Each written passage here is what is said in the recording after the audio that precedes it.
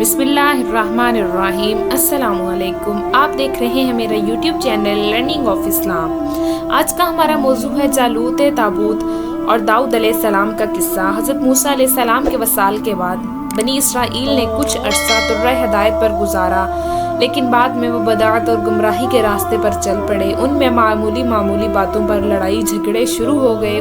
जब उनकी बेबाकियां सी पड़ गईं तो हमला आवरों ने उनको परेशान करना शुरू कर दिया। हमसाया कौमों के लूट मारने बनी इसराइल की जिंदगियों में तलखी बढ़ा दी और फिर आहिस्ता आहिस्ता दुश्मन उन पर गालिब आ गया। रब्बे करीम ने उन पर उनकी कोताहियों के सबब इस तरह सख्ती फरमाई। ये कौम अमालका का जो फ़लस्तीन और मिस्र के साहिल इलाकों पर आबाद थे, बनी इसराइल पर हमला आवर हो गईं। उनको दरोगदो कत्ल कर दिया। बनी इसराइल के बहुत से इलाके उनके हाथों से निकल गए और ये गालिब से मगलूब हो गए। बेशक अल्लाह का रास्ता छोड़ने वालों के लिए तबाही और बर्बादी है। कौम अमालका के जंगजू हैं। ताबूत सकीना भी बनी इसराइल से छीन लिया गया। बनी इसराइल का ये दौर बहुत नाजुक था। ताबूत सकीना के इस तरह हाथ से चले जाने से उनकी कमर तोड़ दी। तौरात की बरकत और ताबूत सकीना की मौजूदगी यानी बनी इसराइल के लिए बासे गलबा थी, लेकिन उनकी सरकशों की इंतहा ने दुश्मन को उन पर हावी कर दिया और ये बस्ती का शिकार हो गए। यानी इसराइल ताबूत सकीना को अहद का संदूक कहते थे। अल्लाह ताला कुरान पाक में ताबूत सकीना का तज़किरा करते हुए इरशाद फरमाते हैं कि आले मूसा और आले हारून के छोड़े हुए तबर्रुकात इस संदूक में रखे गए। इसका मतलब ये है कि उसने वो तख्तियाँ थी जो नूरे ज़िना पर अल्लाह ताला ने मूसा अलैहिस्सलाम के हवाले की थी। इसके अलावा इसमें तौरात का असल नुस्खा भी मौजूद था, जिसको मूसा अलैहिस्सलाम ने खुद लिखवा कर बनी लावा के सपुर्द किया था। इसमें मनु सलवा भी एक बोतल में बंद करके रखा गया था ताकि आने वाली नस्लें रब्बे करीम के इस एहसान को याद करें और शुक्रगुजारी करें। रब्बे करीम ने इस एहसान की जो उनके आबाओ अजदाद पर सहरा में किया गया ख्याल किया जाता है कि इसमें हज़रत मूसा अलैहिस्सलाम का वो असा भी शामिल था जो बहुत से मोजज़ात का सबब बना। कुछ लोग ख्याल करते हैं कि इस ताबूत का मुंह था जैसे इंसान का मुंह होता है। इसमें रूह भी थी, हवा भी थी और सर था, दो पर थे और दुम भी थी।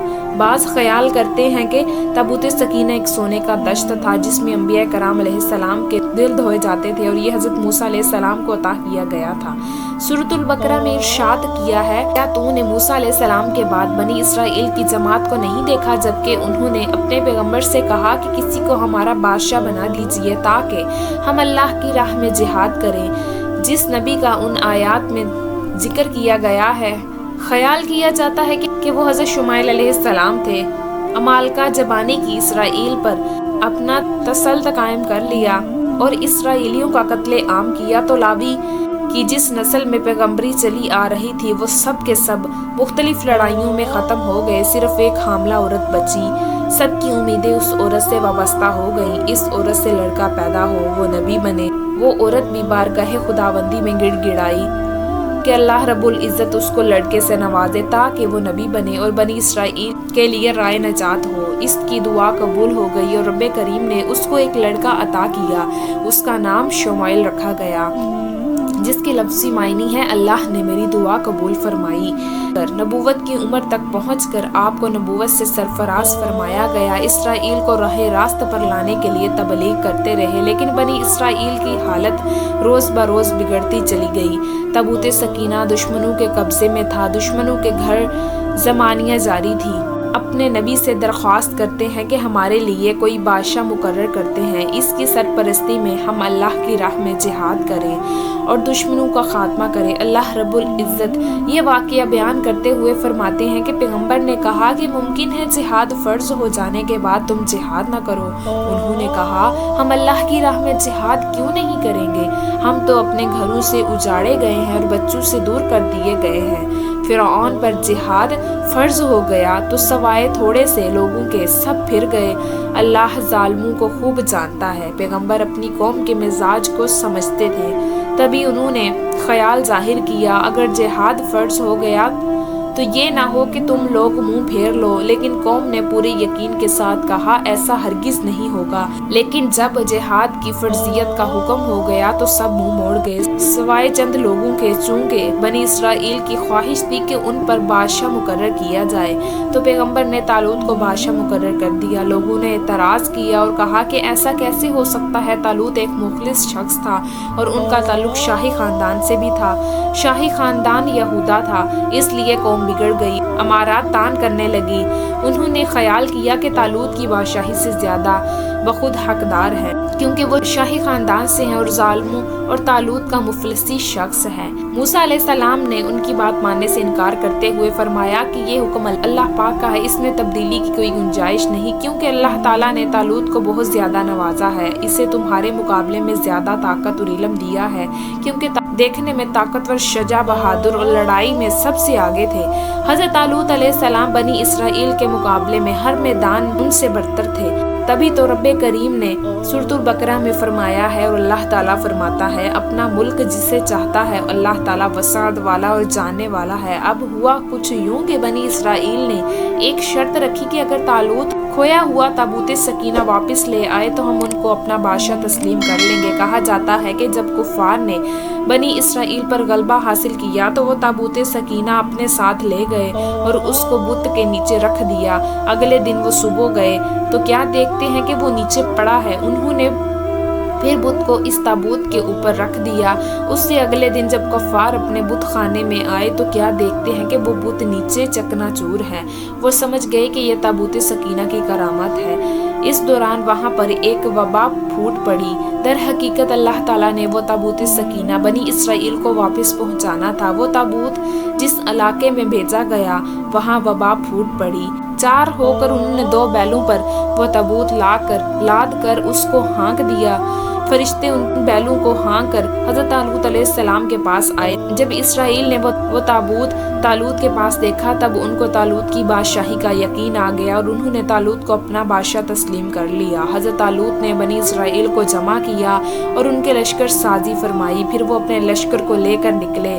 ان کے لشکر کی تعداد 80,000 تھی۔ ابھی یہ لشکر اپنی منزل سے دور تھا کہ طالوت نے اپنے لشکر کو مخاطب کرتے ہوئے فرمایا اللہ تعالیٰ تمہیں ایک نہر سے آزمائے گا، جس نے اس میں پانی پی لیا وہ میرا ساتھی ہی نہیں، جس نے اسے ہاتھ سے نہ چکھا وہ میرا ساتھ دے گا۔ اب یہاں پر بنی اسرائیل کے کچھ آزمائش تھی۔ حضرت طالوت علیہ السلام نے اپنے لشکر سے کہا کہ اللہ پاک تمہیں آزمانا چاہتا ہے، تمہارے سامنے ایک نہر آئے گی، تمہیں خوب پیاس لگے گی، جو میرا ساتھی ہوگا وہ پانی نہیں پیے گا، صبر کرے گا، اور جو میرا ساتھی نہیں ہوگا وہ اس میں سے پانی پی لے گا۔ چنانچہ چند لوگوں نے پیٹ بھر کر پانی پی لیا اور اس طرح انہوں نے اللہ پاک کے حکم کی نافرمانی کر دی۔ 80,000 میں سے 76,000 نے پانی پی لیا، صرف 4,000 فرما بردار رہے۔ حضرت طالوت علیہ السلام جانتے تھے کہ ان کے لشکر میں صبر و ضبط کی کمی ہے، اس لیے لوگوں کی کانٹی چھانٹی کے لیے یہ آزمائش تجویز کی تاکہ ان کے ساتھ رہیں، لوگ ان کے ساتھ رہیں جو آگے چل کر ڈٹ کر جمع مردی سے دشمن کا مقابلہ کر سکیں۔ طالوت نے نہر کو عبور کر لیا۔ کچھ لوگ کہنے لگے کیا بات ہے، آج ہم جالوت کا مقابلہ کرنے کی طاقت نہیں رکھتے۔ جالوت قوم عمالقہ کا ایک طاقتور بادشاہ تھا، اس کی فوج اس دنیا کی سپر پاور سمجھی جاتی تھی۔ جالوت دشمن کی فوج کا سردار تھا اور ایک مضبوط اور بہادر شخص تھا، لیکن جن لوگوں کو یقین تھا کہ اللہ تبارک و تعالیٰ ان کی مدد فرمائیں گے، انہوں نے کہا بعض اوقات چھوٹی اور تھوڑی جماعتیں بڑی اور بہت سی جماعتوں پر اللہ کے حکم سے غلبہ پا لیتی ہیں۔ بس انہوں نے صبر کیا اور اللہ تعالیٰ کی مدد ان کے شامل حال رہی۔ محترم ناظرین، اب یہاں سے حضرت داؤد علیہ السلام کا قصہ شروع ہوتا ہے۔ حضرت داؤد علیہ السلام بھیڑ بکری چرانے والے ایک چرواہے تھے۔ ان کو جب جنگ کی خبر ہوئی تو انہوں نے بھی جنگ میں شمولیت تیار کر لی۔ ان کے پاس ایک غلیل تھی، وہ اپنے ساتھ رکھتے تھے اور غلیل کو چلانے میں ان کو مہارت حاصل تھی۔ حضرت داؤد علیہ السلام بھی جنگ میں شامل ہو گئے۔ لشکر آمنے سامنے آ گئے۔ عرض کریں طالوت کا مقابلہ لشکر جالوت سے ہو گیا تو انہوں نے اللہ تعالیٰ کی بارگاہ میں دعا کی، اے پروردگار ہمیں صبر دے، ثابت قدمی دے اور حکم کفار پر ہماری مدد فرما۔ اللہ تعالیٰ کی مدد سے اہل ایمان نے جالوتیوں کو شکست فاش دی۔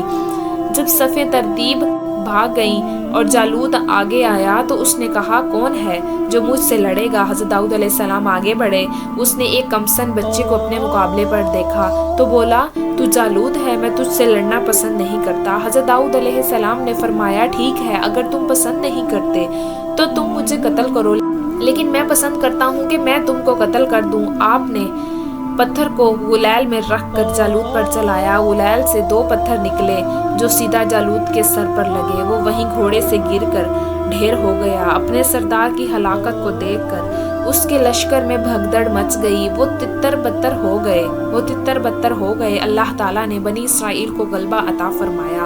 حضرت داؤد علیہ السلام کی شادی حضرت جالوت کی بیٹی سے انجام پائی۔ بعد میں داؤد علیہ السلام سلطنت کے مستقل سلطان بنے۔ اللہ رب العزت نے داؤد علیہ السلام کو ابھی نبوت کے مقام سے سرفراز نہیں کیا تھا، پھر آپ کو علم، حکمت اور سلطنت عطا فرمائی۔ اللہ تعالیٰ نے بس لوگوں کی بستی کو داؤد علیہ السلام کی نبوت اور طالوت کی بادشاہی سے ختم کیا۔ اللہ تعالیٰ نے زمین کا انتظام چلانے کے لیے یہ ضابطہ ترتیب دے رکھا ہے کہ وہ انسانوں کے مختلف گروہوں کو ایک حد سے زیادہ زمین پر غلبہ حاصل نہیں کرنے دیتا، مگر جب گروہ اس حد تجاوز کرتا ہے تو دوسرے گروہوں سے اس کا زور توڑوا دیتا ہے۔ اگر زمین میں ہمیشہ ایک گروہ برسر اقتدار ہوتا تو عجب کے ہر کا سما ہوتا اور فساد ہی برپا رہتا۔ اللہ تعالیٰ کس طرح فقیر کو بادشاہ بنا دیتا ہے اور بادشاہ کو فقیر، یہ بات حضرت طالوت اور جالوت کے قصے سے ظاہر ہوتی ہے۔ جسمانی طاقت اور دولت کے فراوانی میں اکثر بے فائدہ ہو جاتی ہے،